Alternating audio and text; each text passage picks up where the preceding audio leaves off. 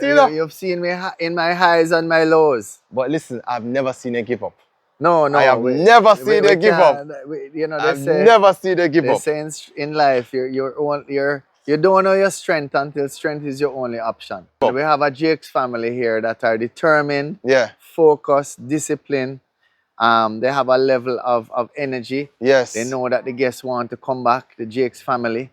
He's in charge of 122 staff, right? Yeah. So that's easily over 200 families that he directly affect, because each staff member may have a child. Yeah, you can buy actually a gift certificate. You can buy a gift certificate. And you can use it in the next 3 years. See that? So it's like you're paying it forward. Kareem's Quest. Kareem's Quest is at the famous JAKES Treasure Beach, right? Now, JAKES restaurant is a staple in Treasure Beach. And I mean, of course, it got hit by Hurricane Melissa. And I'm here with the owner, Jason. Jason, go walk me through. Jason, boy, a long time you serve this community, though. Watch here, man. We come from far. Yo, a long time I serve the community, though. You've seen me in my highs and my lows. But listen, I've never seen you give up. No. I have never seen you give up. You know, I've never seen you give up. They say in life, you don't know your strength until strength is your only option. I've never seen him give up. And we have a JAKES family here that are determined, focused, disciplined. They have a level of energy. Yes. They know that the guests want to come back, the JAKES family, and they don't want to disappoint. You get me? So come and show people around now. So what am I looking right here at? What is this? Oh my God. Sometimes you don't know if this came off of the dock, if it came off of the veranda. Yeah. You know, you're seeing things in places that you wouldn't expect them, but that is the nature of a category 5. Yes, it's true. You know, so but these will be planks mainly from our wharf down here. Okay. You know, and oh wow. Yes, you see the dock is gone. Okay. Listen, now when you're dining at JAKES restaurant, and JAKES restaurant will soon be open. Now when we like driving from Kingston, we sit down, we're under the shade, right? We're trying the ackee appetizers. Then we're trying the entree and the different entree, you know, that they serve, the fish. You must have to try that. And then sometimes I take a dip in the pool. Right? But did you use this opportunity to repave the pool? Yes. This was after burial. Oh, this after burial? Yeah. So, you know, we had 2 huge rocks there that fell into the swimming pool. So we have to redo some of the diamond bright in here. Yeah. But, you know, we live and we learn, and we see where we're strong and we see where we're weak and needs adjusting.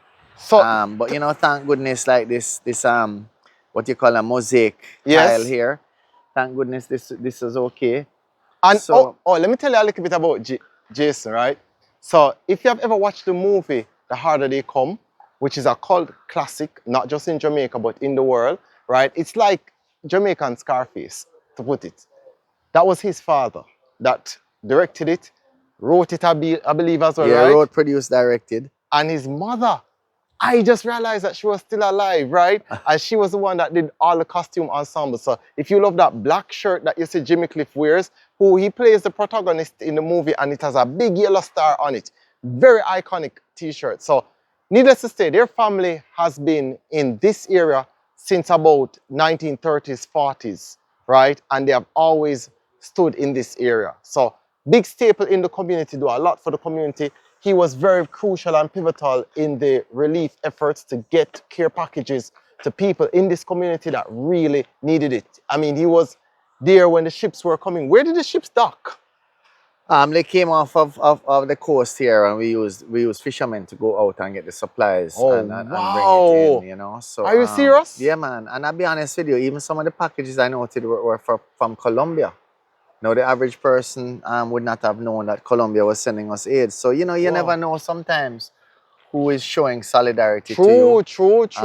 And, you know, even just today, the Golden Eye property owned by Chris Blackwell and Marika Kessler over there, you know, they sent out a message saying that they're standing in solidarity with us and they look forward to us reopening. And, you know, so those relationships are strong. They mean something. We look, and this is one of the reasons why Kareem's Quest is also highlighting this place, because, you know, people asking, how can we support? Some of the ways they can support is by just coming out and just patronizing the bar, you know what I mean, coming out and book a stay, and even a future stay. That also makes a big difference. It doesn't have to be right now. You can book a stay to be here at, you know, next 3 months, next 2 Yeah, you months. can You buy know what I mean? actually a gift certificate. You can buy a gift And you certificate. can use it in the next 3 years. You See know? that? So it's like you're paying it forward. You know, you can say, boy, I see the situation the property is in. I believe in them. I love them. They're kind of on their knees now and they need some help. I'm gonna buy a gift certificate that I can use anytime in the next 3 years. And this is why, let me tell you why this is also important. So I'm going to just continue walking along, right? It's important because these people hire people from the community. He's from this area.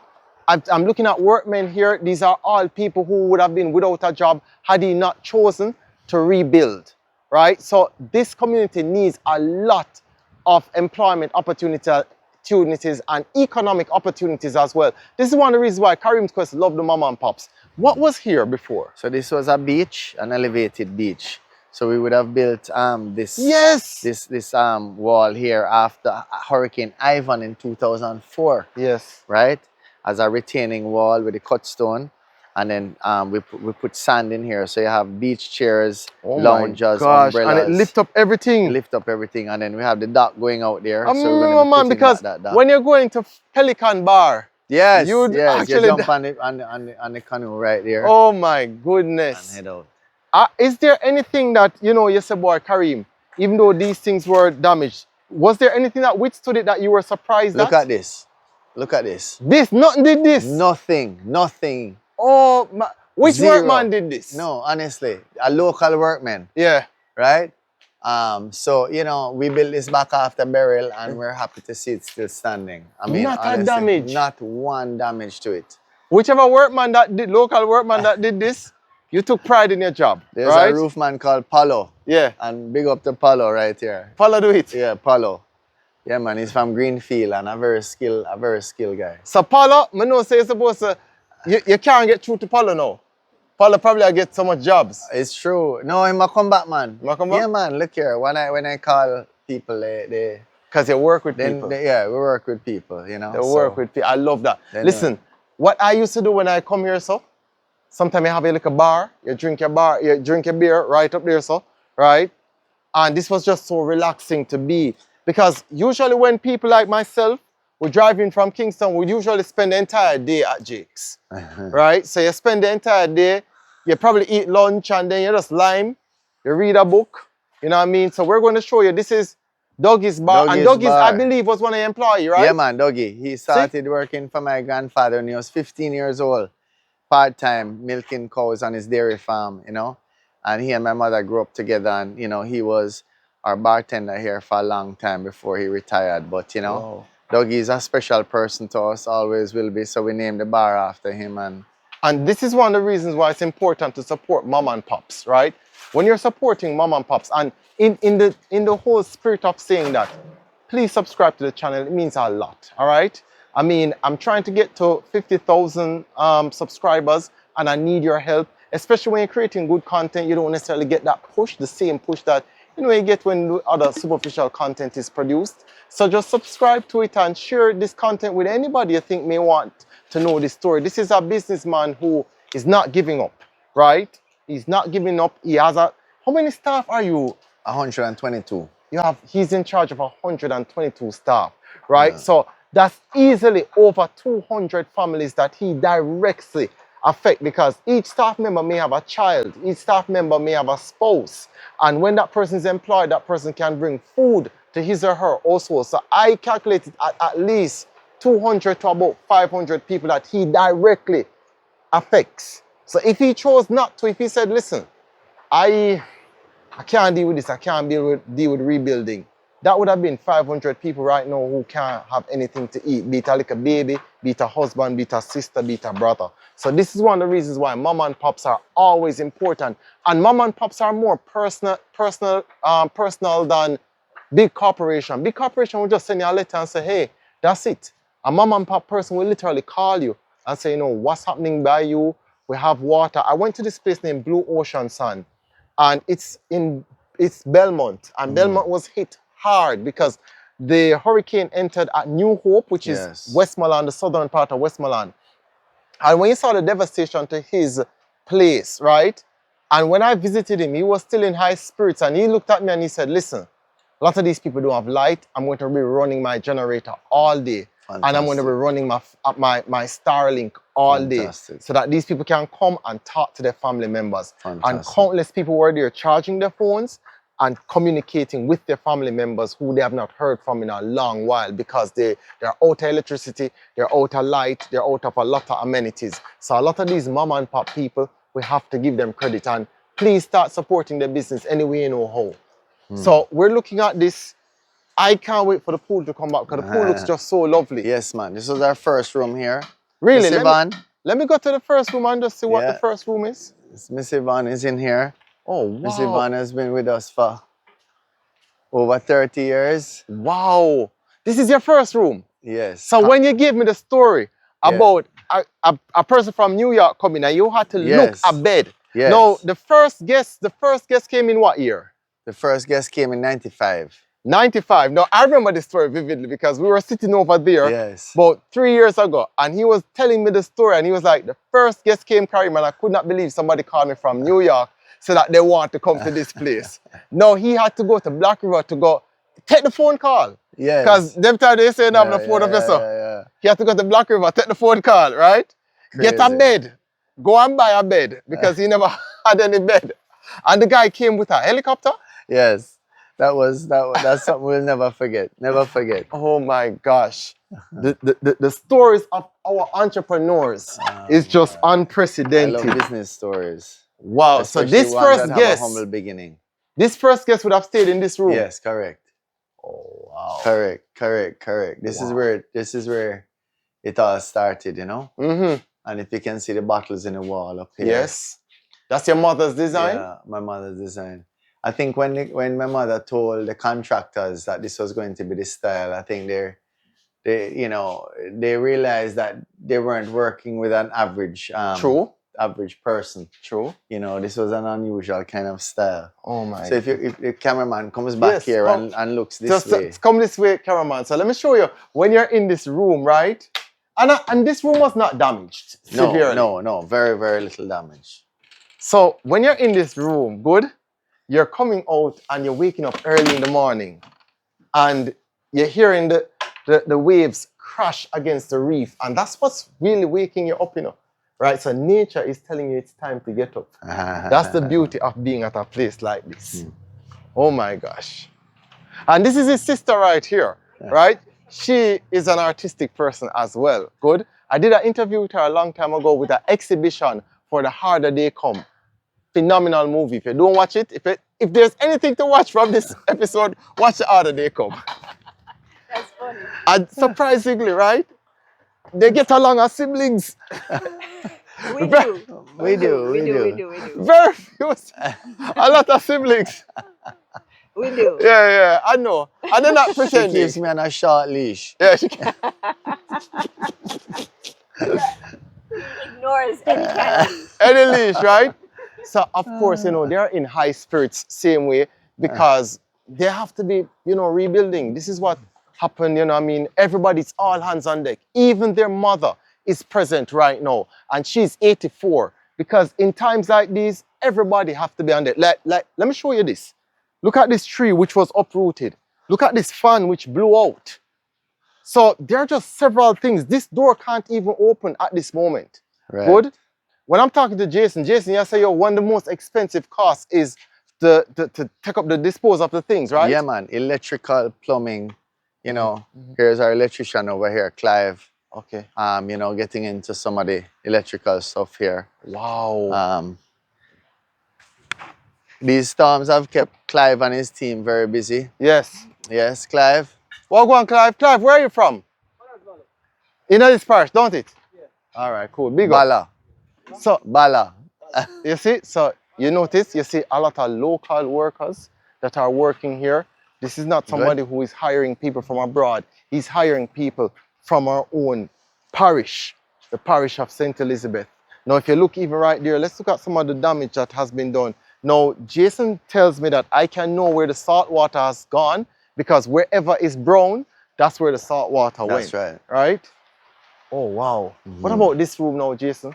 Yeah, this is starfish and jellyfish. Wait, another thing I have to show you. So now, because they are without electricity, workmen have to be bringing their igloo. This is probably a good thing that you can to give to people, like igloos like these. Not going open the man them thing, don't know what type of drink the man them have in there, so but so the man them have them, the man them bring all them biscuits and them snacks, right? But this is what you have to do. You know, they are here for the entire day. They're going to have to expend so much energy to just, you know, start with the rebuilding process. We're also in a tropical island, the sun hot. See my drink, right?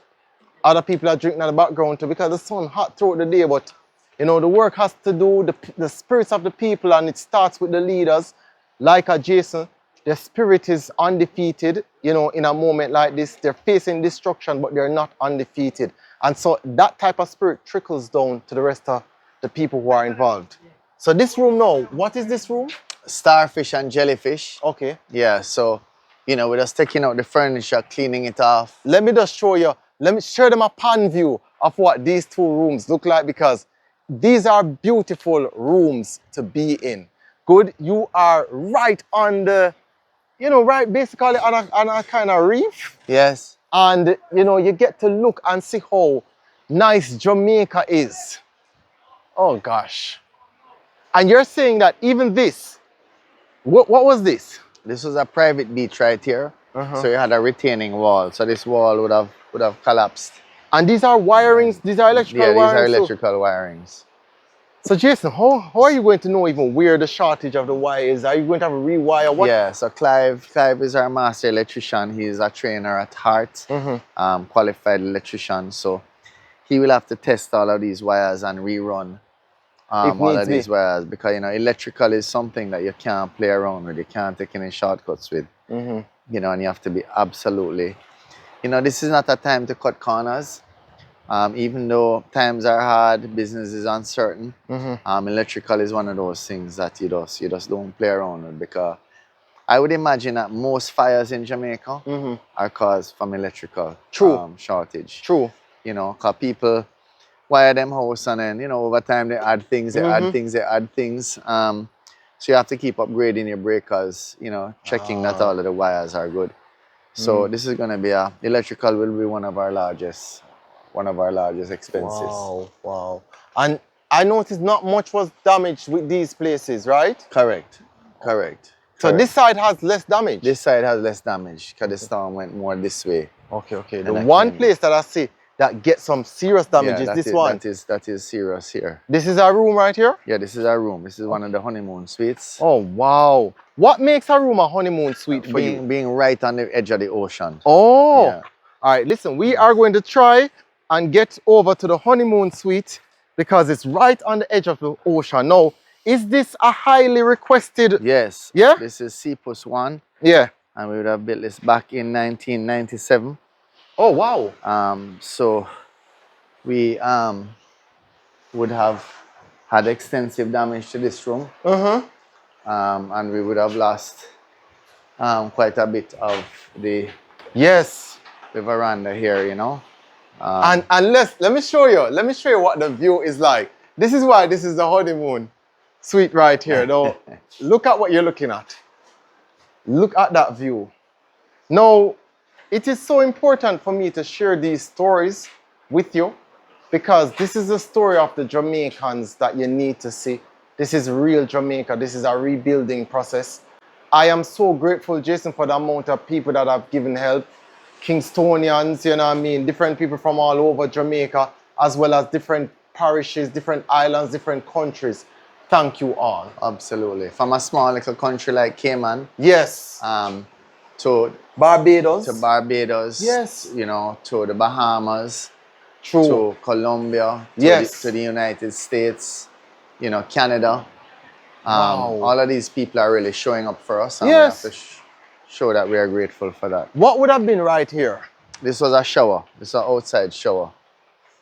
This is an outdoor shower here. So, you know, we are we're rebuilding this because this is one of our favorite rooms from our guests. And, you know, every room is slightly different. And my mother's an artist. She's not really a trained architect per se. So she sketches it up in her very whimsical bohemian kind of style, and then she sits with an architect And the architect does the job. to put the drawings together, you know. Wow. So I just know that when this place comes back, it's gonna mean even more to us than before. Yes, true. With each one.